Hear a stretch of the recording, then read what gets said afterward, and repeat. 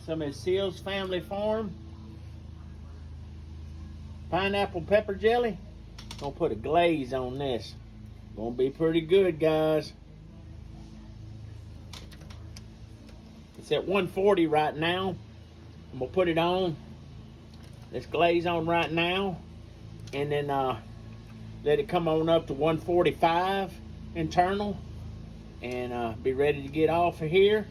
Then I'm gonna put it in my warmer at 155 resting till it's time to eat. Getting it going here real good. Gonna be some good eating. First time I've ever tried this. If y'all want to get some awesome pepper jelly or any other type of jelly, visit sealsfamilyfarm.com, and Shane's cell phone number's on there. He'll hook you up.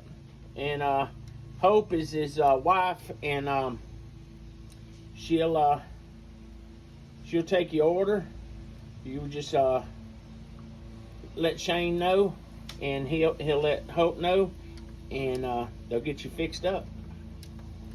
Because I don't think her cell phone number's on there, but his is, and he'll answer. If he doesn't, just leave a message and he'll get back with you.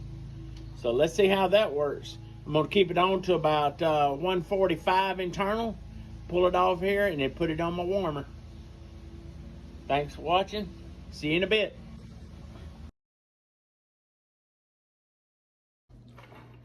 Okay, everybody, I'm back. It's time for the taste test.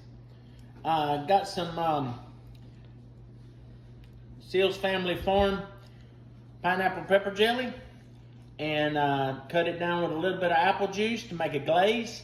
And also, I had put the pepper jelly on as a glaze before I took it off the last 15 minutes to cook. So let's see. I'm gonna pour this on here. Should be pretty good, guys.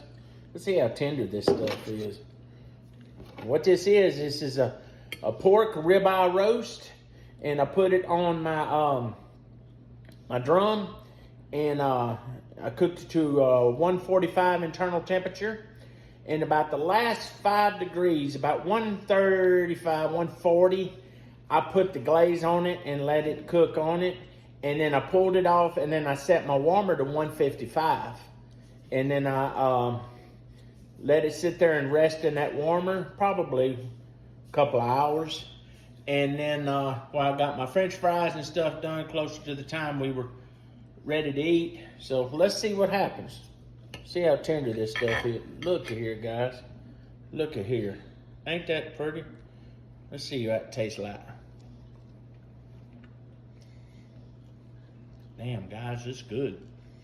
It gives it a lot better flavor on that drum. And like I said, I put this glaze on it.